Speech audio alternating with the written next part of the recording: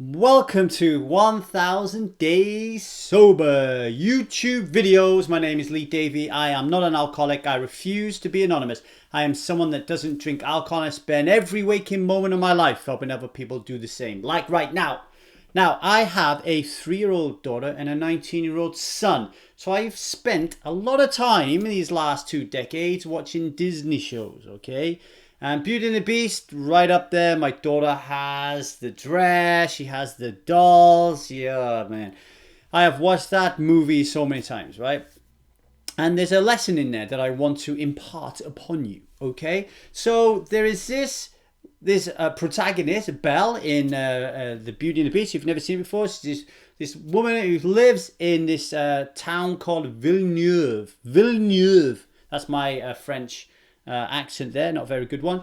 And she sings about this provincial town that she lives in. And essentially, the song that she's echoing is, I live in a small-minded, provincial little place where nobody really understands me and gets me, and I yearn for something so much bigger and expansive, and where I got more like-minded people around me, and I get turned on and my creative juices are flowing because of everything that's around me and the people that make it everything, right? That's what she's singing about. But she's tied to Villeneuve, one, because of her father, and two, because that's the plot line of the story, right? So when I watch this, I think to myself, holy cow, like provincialism is a real problem. It can be a real problem when it comes to exacerbating your loneliness and your lack of disconnection and the feeling like you don't belong. Like, you know, the old song goes, wherever I lay my hat, that's my home, right? Well, for me, I actually grew up in a small little valley called Ogmore Vale with 8,000 people, which is as provincial as you'll get. It is a small town mentality, right? Very, very, very, very small town, very, very, very small-minded, but also at the same time very safe, very beautiful, and the people there are, really polite, really nice, and you grow up there with this sense of tribalism, this sense of feeling that almost like nationalistic pride, like kind of like distilled down into like this little valley, like the Valley Girls and the Valley Boys. Like there's a great sense of pride about being Welsh and about being born in the valleys, right? And you sense that and feel that as you're growing up. But I didn't sense that and feel that or kind of relate to that when I was growing up, because I came from England and Wales. So I was kind of outside of that. I came from a big town to a small town. And I found it really, really difficult in order, to fit in, if you like, right? And what happened was, I realized I didn't belong there, so I did everything I could to fit in. So I drank alcohol, I smoked cigarettes, I took drugs, I just acted like a cock, right? In order for people to like me. And if people liked me, then that would make me feel self-worth and self-importance and that I was loved. So everything about my time in Ogmore Vale was all about please, please, please like me, adore me, and accept me. That's where I got my self-worth from. And that's how I ended up addicted to alcohol, right?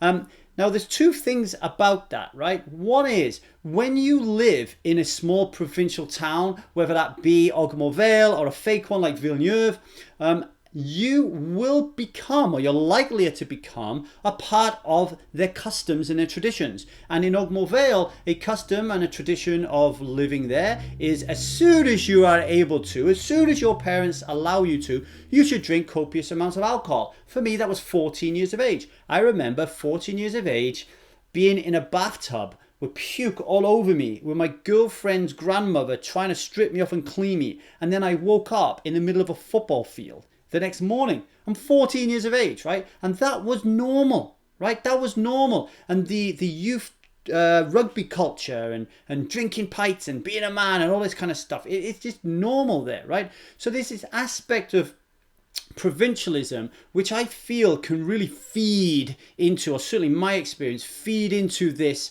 belief that drinking alcohol is normal and pleasurable, when of course it's the exact opposite, right? And we feel that drinking alcohol allows us to connect and to get closer and to get buddy and man up, but really it is disconnecting us from ourselves, from our friends, and from our society, right? It has the opposite effect.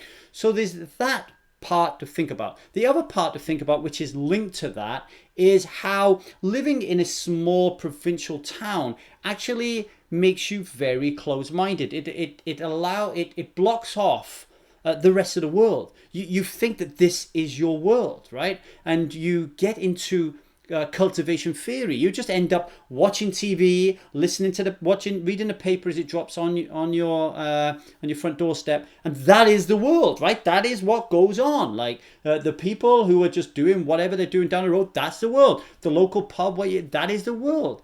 And when I left Ogmore Vale, and I actually went out and I traveled around the world with poker, and I met Italians and French people and black people and yellow people and white people and all these different types of people and ethnicities and genders, and experienced all these different cultures. I was like, holy crap. But you know what? I was like a scared little mouse. I was like afraid to take risks. I was afraid to do things, to go places, because I had grown up in this kind of provincial, kind of like irons on me. Like I was just so, everything about me was so small that I was so terrified about going out there into the world. And when I did finally break through that and go out there into the world, and I still suffer from a little bit of it today. Last night, me and Liza were on Netflix watching this father and his son travel through South America. And Liza said, let's do that. You know, she's from LA. Let's do that. And I'm like, well, what if we get mugged? What if we get attacked? You know, that's my provincialism in me. It's that small-mindedness that kind of like shrinks me down, right? It makes me feel like I'm not capable, like I'm not within, I'm not in my power. I don't have any power, which lends to me to be more open to numb and to drink alcohol, to take drugs and to smoke and to overeat and to all those things. And not speak up in my relationship, not tell my partner what I want, not to speak up to my boss, not to leave my job. We become very safe. We become really ground into the path of least resistance and the status quo and the Groundhog Day of life, right? So I wanted to touch upon that. I think that is really important part of alcoholism as an invisible, violent and dominant belief system. The other part that I wanted to focus on is this loneliness. So when we are in this state of provincialism and something changes in our life and we become a little bit more aware of our power. So for me, when I stopped drinking alcohol, for example, I was like, hello, and I'm seeing things. I'm in a relationship which sucks. I live in a place that sucks. There's nothing to do here. I've absolutely got nothing to talk to my friends about anymore. They're not interested in my journey. They're not interested in the things that I'm now getting involved in. They can't answer the questions when I'm asked. There's all that kind of stuff that was going on in my life. I was like, oh man, I am the loneliest person in the world. I felt disconnected from everybody. I felt disconnected from myself, my friends. I estranged from my family, the whole 9 yards, right? But here's the thing, right? It's a story a lot of the time, right? There will be like-minded people, okay, living in your provincial town.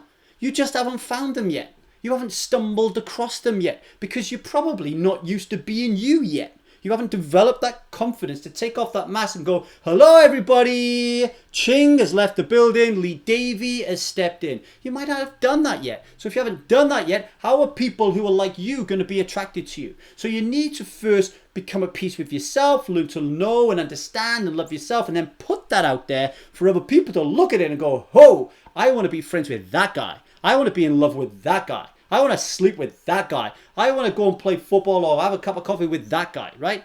That is going to take time, but people will be there for you. And the world out there is not like your little world.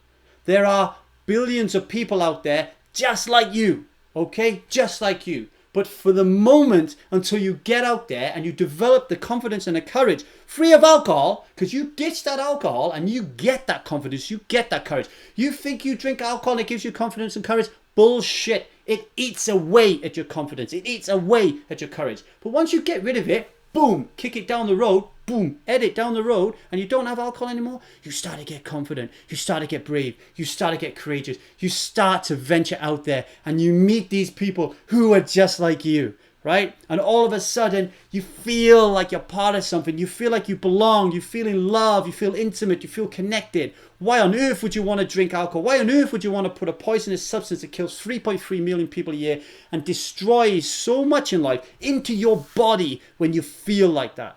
But you're not there yet. I get it. So for now, Just like Belle from Villeneuve, you've got to imagine it. You've got to keep it up here in your brain and just imagine that there are people out there just like you. Thanks for watching.